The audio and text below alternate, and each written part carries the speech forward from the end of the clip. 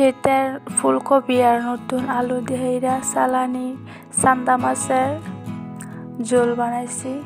কতই মজা, একবার বানিয়ে ট্রাই করে দেখবেন। আসসালামু আলাইকুম, আমি মাহাবিবা, মাহাবিজ ব্লগ চ্যানেলে আন্যাগো সবাই স্বাগত। যেখান থেকে দেখে থাকতে সময় করতে সবই ভালো আছেন, আমরা আলহামদুলিল্লাহ ভালো আছি। যে আজকে আমি রান্নার গায়ে যে ফুলকপিটি একটু বড় বড় সাইজে কাটা লইছি। ছোট করে কাটলে একদম গলিয়া গলিয়া জাহিলে গাই, বড় সাইজে কাটা লইছি। তারপরে নতুন আলু এরকম বড় বড় সাইজে কাটা লইছি। তারপরে ফুলকপির ডেটা আছেন যে হেডি কাটা লইছি, আর একটা ছোট বাগুন দিছি। তারপরে যেমন বাজা মাছ আছেন 4-5 পিস।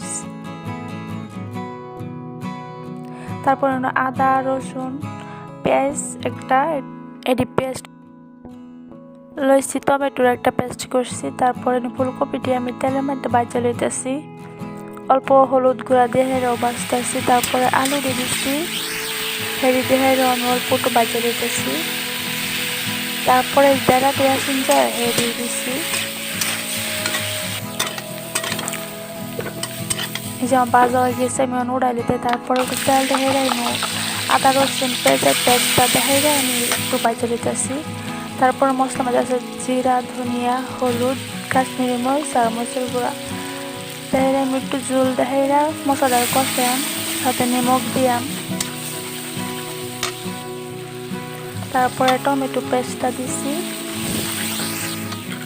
এটা পরে দিছি যাতে কালারটা সুন্দর হয়। তারপরে এই যে মশলা কষানি হয়ে যাওয়ার পর সবজি দিতে হয়, আমি কষাই ডাকনাটা দিছি। এই যে আমার সবজি দিয়ে কষানি হয়ে গেছে সুন্দর।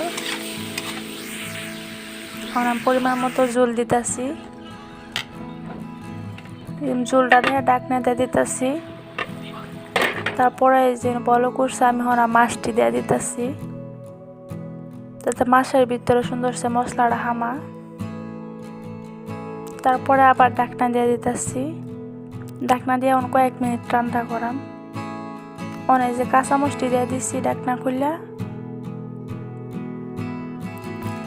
এই যে আমার সবজি শেষের পথে হয়ে গেছে, এখন আমি ধনিয়া পাতা দেখে নামাই এলাম। নামাইছি কত সুন্দর হয়ে গেছে আমার সবজিটা। একবার এনে ট্রাই করে দেখবেন, আশা করি ভালো লাগবো। এই জন্য সবজি আমি সার্ভ করছি, কত সুন্দর হয়েছে। এই পর্যন্ত যদি আমার ভিডিও ভালো লাগে তাহলে প্লিজ একটা লাইক দিবেন, একটা লাইকে আমার অনেকটা উপকার হবো। শেয়ার করবেন ফ্রেন্ডস ফ্যামিলির সাথে, আর অবশ্যই একটা সাবস্ক্রাইব করবেন। কল না করলেও কিছু না, তাহলেও করে দিবেন।